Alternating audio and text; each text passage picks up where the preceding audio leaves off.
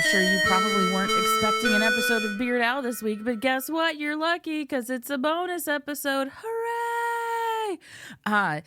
So when I found out that we were getting a second iteration of one of my favorite musical projects that has happened as of late, I said, well, we need to talk about this. So first of all, David Rosen is back on the show. How are you?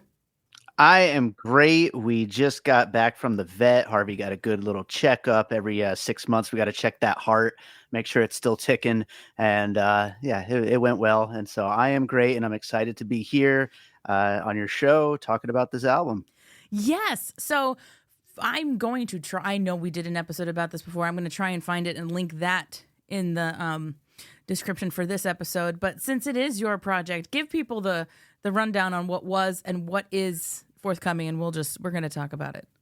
Absolutely. So I'm a music composer first and foremost, even before podcaster with my Piecing It Together podcast. But I compose like very dark, dramatic, serious music for films and dramas and thrillers and stuff like that. But over about 15 years, basically since my dog Harvey was a puppy, I was like off and on messing around, coming up with these silly little songs about him and his sister Sadie and his other cat sisters and brothers along the way that we've had over the last 15 years.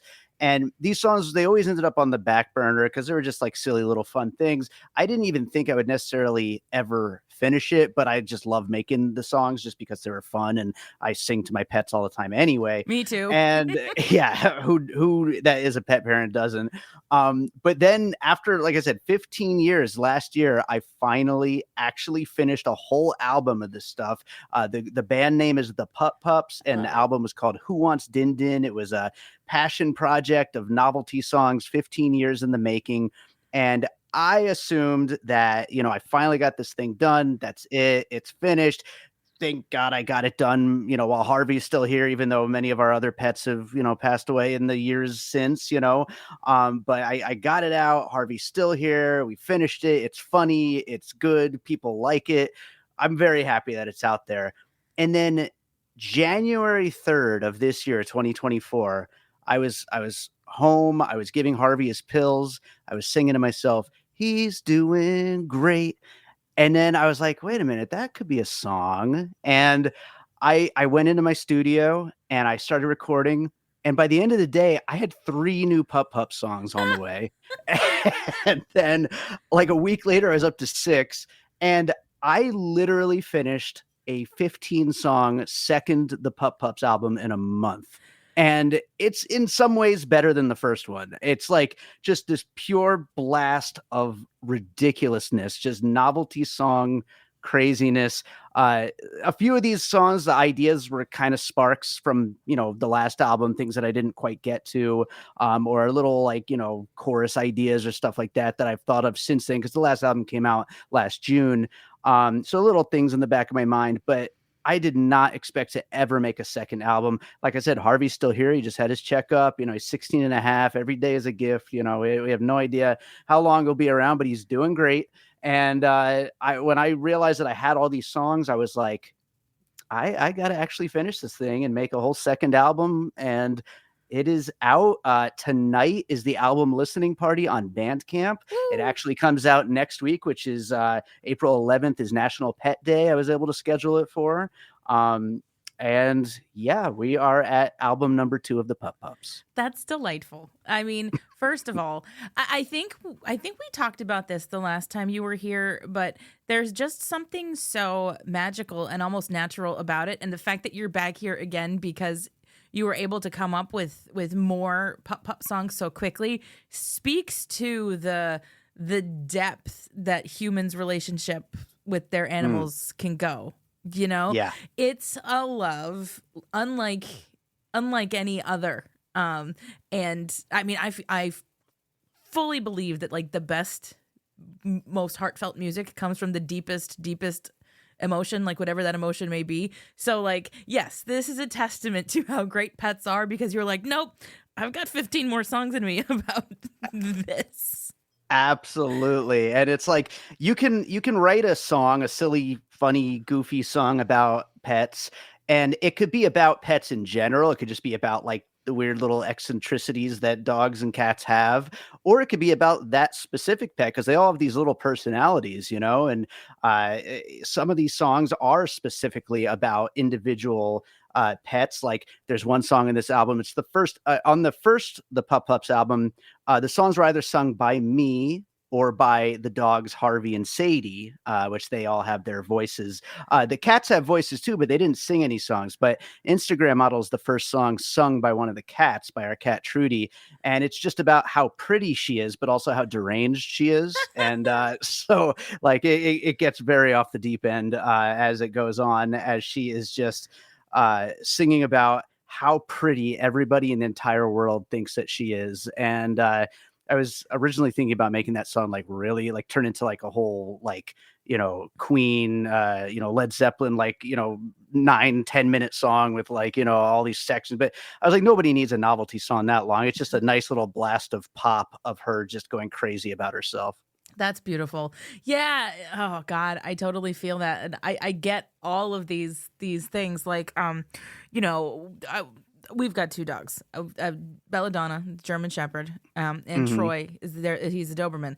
Troy is 8.5. Belladonna is 6, Hmm. and we took Bella to just one of those self-service dog washes because they opened up a new pet store around the Hmm. corner from the house, and got her all washed, got her dried off.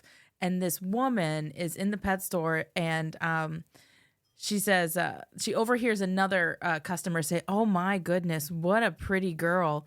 And then this woman goes, and she knows it too. Like she never met her before, but she's like carrying herself in a way. It's like, oh no, no, no. She knows. She knows she's pretty. So Oh yeah, yeah, we get the absolutely. Instagram model feeling, Yeah, absolutely.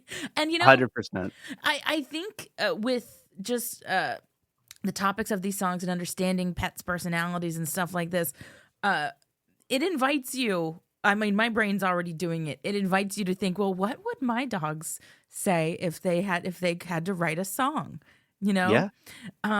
Troy, I don't think he has two brain cells big enough to rub together to write a song, but like that could be the song. It's like, well, Yeah. here's the food. It's great. Food is a common Yeah, topic amongst, dog and cat songs for sure. So, yeah. that's amazing.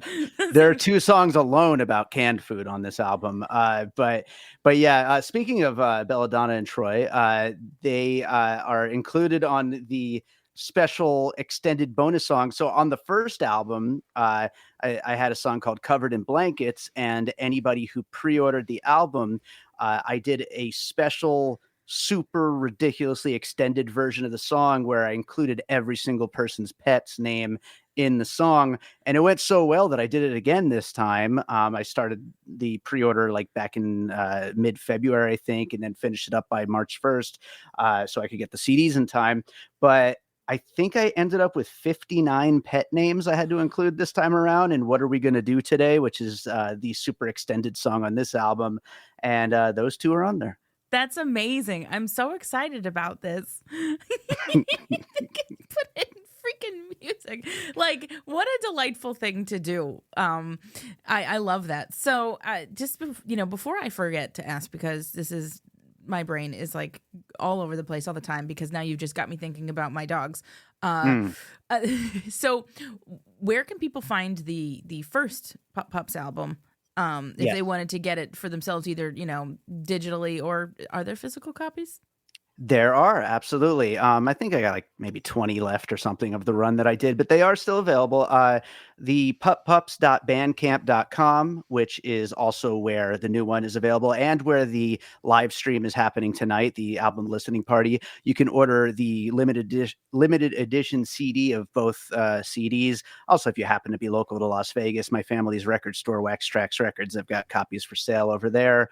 And yeah, there are copies of both CDs available, and it will be on, all of the streaming services as well. That's awesome. Now you mentioned that the streaming is tonight. What time can people expect to enjoy that? 6 p.m. Pacific time. I will be doing like there'll be like a chat, while the album plays out. And then my friend has a YouTube like independent musicians kind of show called the Ham Show, and we will be kind of going back and forth between our live stream, which the album is like 40 minutes long or something. So like 40 minutes of that, and then going back and forth with his live stream YouTube show where he'll be playing songs from the album, but also other independent artists as well. So a whole bunch of celebration of music on what happens to be a Bandcamp Friday. I didn't schedule it that way, but Bandcamp Fridays happen once a month where they don't take any cut of any of the sales. So if people like what they hear, they can buy it, and it all goes to Harvey's Treats. Oh, see, that's a good cause if I've ever heard one. Yeah. Absolutely. I love it. I love it. I don't know. Is there anything else you wanted to add about this? This is just a weird bonus episode of Beard Al because it's like, it's novelty music. You're our people. Yeah. This is amazing. Absolutely. I would just add for anybody who didn't hear the first album, these songs, they kind of like they run the gamut from like folksy Americana kind of stuff to like hard rock to punk. There's even like an industrial sounding song on this album.